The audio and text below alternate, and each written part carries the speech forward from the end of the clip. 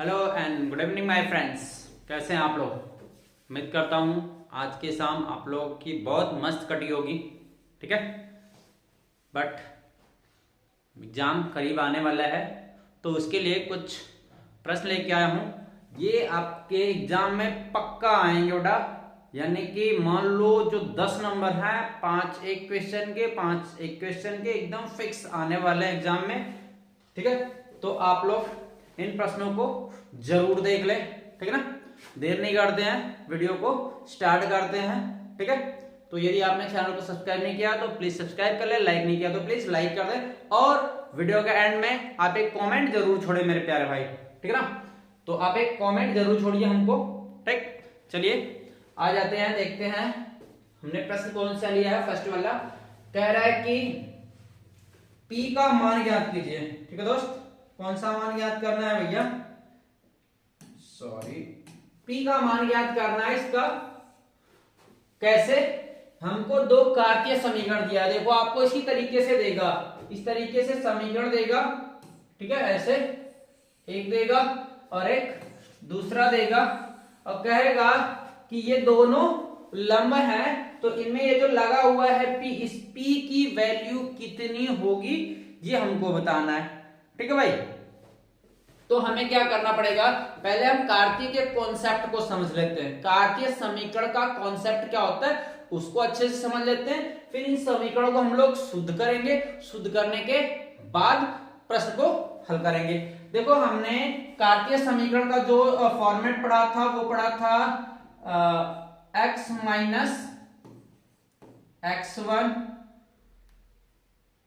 Upon a1 is equal to, या फिर हम ऐसे कर ले थोड़ा सा, x minus a1 upon b1 is equal to y minus a2 upon b2 और z minus a3 upon b3।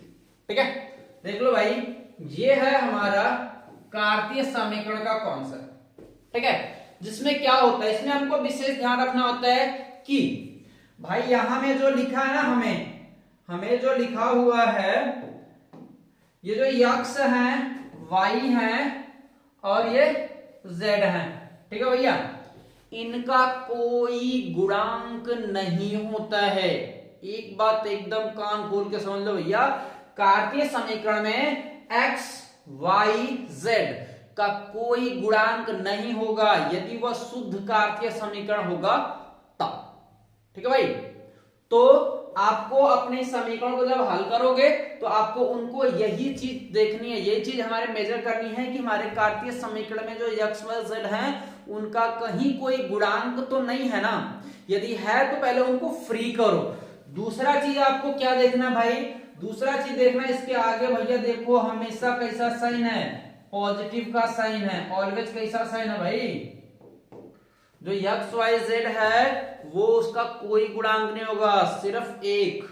ठीक है, दूसरी चीज कि इनके आगे का जो साइन होगा वो हमेशा कैसा होगा? पॉजिटिव होगा। ठीक है ना, इन दो चीजों को ध्यान में रख कर के ही हम अपने कार्तीय समीकरण को शुद्ध करते हैं या परफेक्ट बनाते हैं। ठीक है ना, तो चलिए हम लोग शुरू करते हैं इनको सही बनाने में, फिर बाद में आगे के प्रश्न पर बात करेंगे। ठीक है भाई, तो पहले मैं इनको हटा देता हूं भैया। ठीक है, चलो, तो यहां से देखो, यहां में क्या आ रहा है भाई? यहां में आ रहा 1 माइनस एक्स। देखो यहीं पे पहले ही मिस्टेक दिख रहा है, तो हम इनको क्या करेंगे? हम इनको माइनस कॉमन कर लेते हैं कुछ इस तरीके से।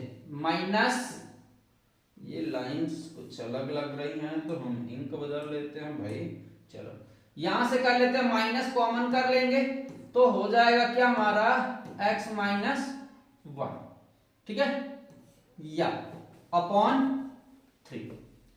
यहां में देखो भैया, यहां y का गुणांक दिख रहा है, आप इसमें से कॉमन कर लो 7, y माइनस 2 अपॉन 2।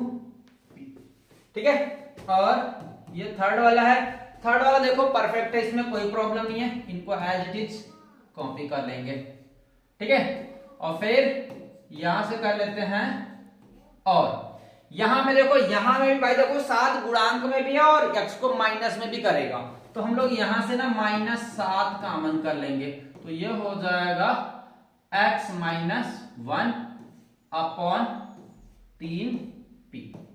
ठीक है, बाजू वाले में जाएंगे, y - 5 है, कोई दिक्कत नहीं, y - 5 अपॉन 1, और लास्ट वन है 6 माइनस, कुछ तो मिस्टेक लग रहा है क्या, कुछ तो मिस्टेक लग रहा है क्या, नहीं, हाँ यहाँ थोड़ा सा दिक्कत है दोस्त, यहाँ में जो है 6 माइनस जेड है, 6 माइनस जेड, और यहां से प्रॉब्लम है, यहां में है हमारा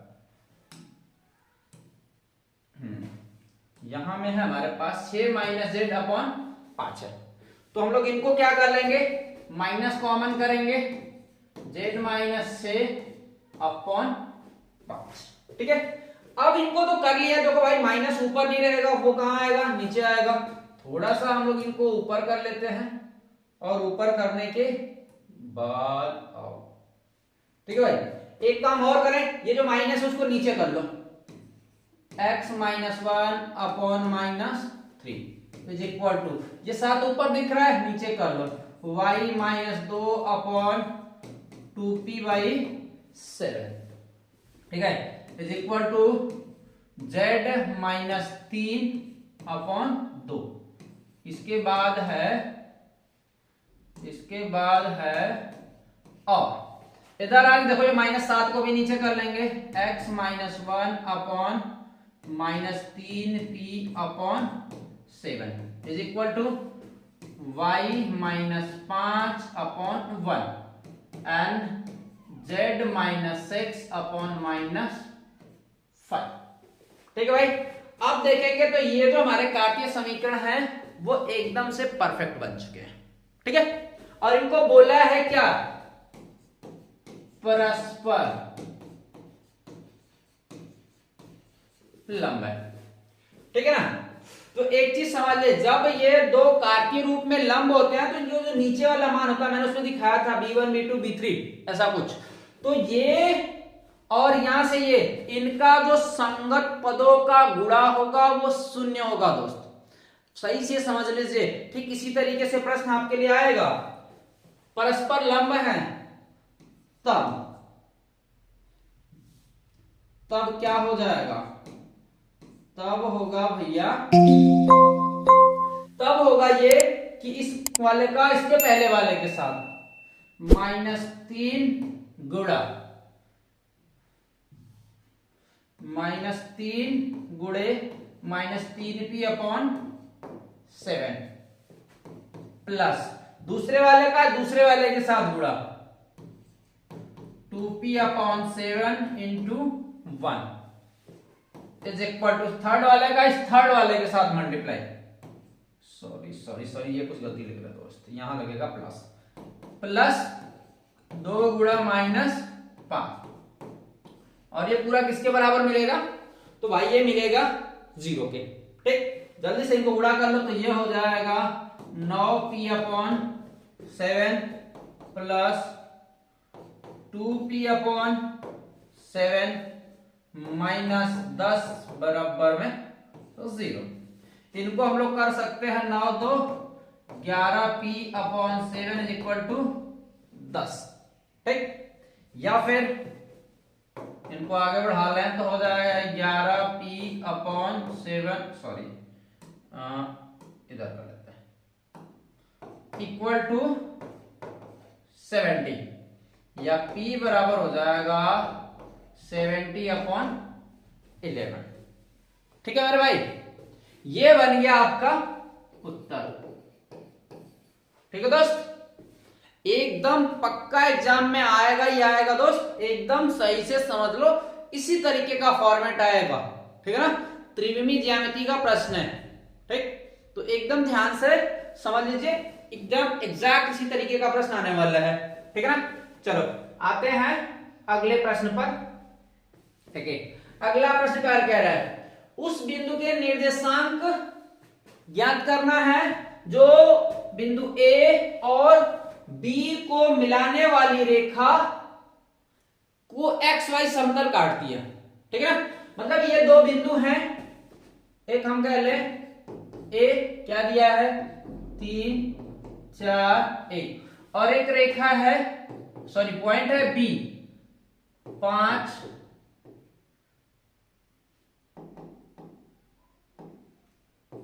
5 1 और 6। इनको जो मिलाती है रेखा, इस रेखा को जो मिलाते हैं तो वो एक्स वाई समतल के द्वारा ना डिवाइड होती है। ठीक है, एक्स वाई, हालांकि 2D प्लेन है भाई, जैसे ना हम लोग कहते हैं ना इस तरीके से, देखो ये मेरा एक्स, ये मेरा वाई और ये मेरा, सॉरी यहां से जेड। 2D है, परफेक्ट नहीं हो सकता, लेकिन इस तरीके से वो क्या होता है, कटता है। तो ये जो लाइंस है वो एक्स वाई समतल द्वारा क्या होती है, डिवाइड होती है, यानी इसके अंदर से होके आती है। यही हमारे एक्स वाई समतल है, तो एक्स वाई समतल से होके आती है। ठीक है ना, तो पहला तो हम लोग कर देते हैं भाई दो बिंदुओं से होके जाने वाली रेखा का समीकरण। ठीक है ना, ए व बी से होकर जाने वाली रेखा का समीकरण। ठीक है, तो जब दो बिंदुओं से होकर जाने वाली रेखा का समीकरण बनाते हैं ना, तो सीधा सीधा कौन सा बना लेते हैं भैया, वो बना लेते हैं कार्तीय समीकरण। ठीक है, अब वो बनेगा कैसे, तो आपको पता करना है दोस्त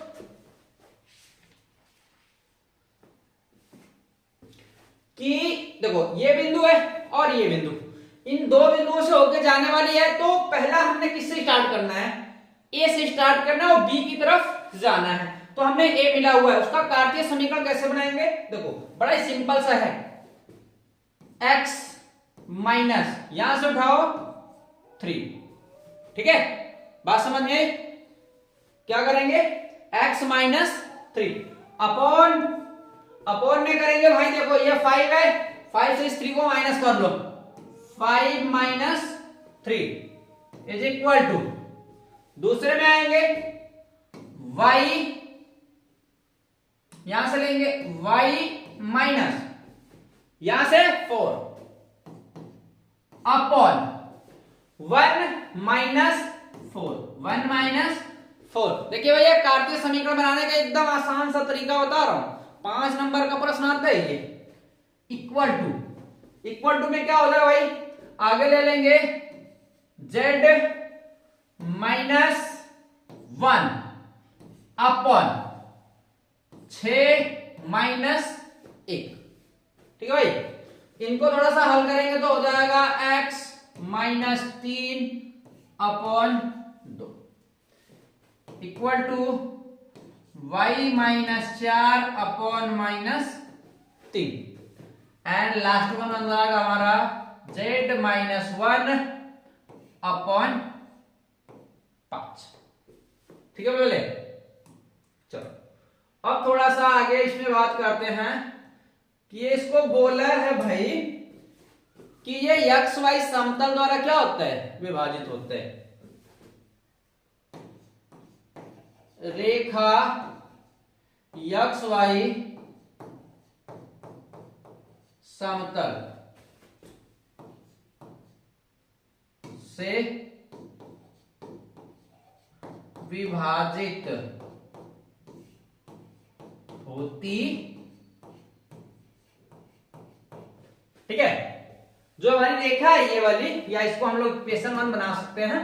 ये जो हमारा इक्वेशन 1 है, एक्स वाई समतल द्वारा क्या होती है, विभाजित होती है। और एक बात जानते होंगे दोस्त, एक्स वाई समतल में किसकी वैल्यू 0 होती है भैया, किसकी 0 होती है, z की। किसकी 0 होती है, z की वैल्यू जो होती है वो 0 होती है, विभाजित होती है। यहां से लिखेंगे अतः z इज इक्वल टू 0, तब क्या हो जाएगा, तब हो जाएगा मेरे भाई कि x minus 3 upon 2 is equal to y minus 4/-3 is equal to, यहां से z की वैल्यू 0 रखेंगे तो हो जाएगा 0 - 1/5।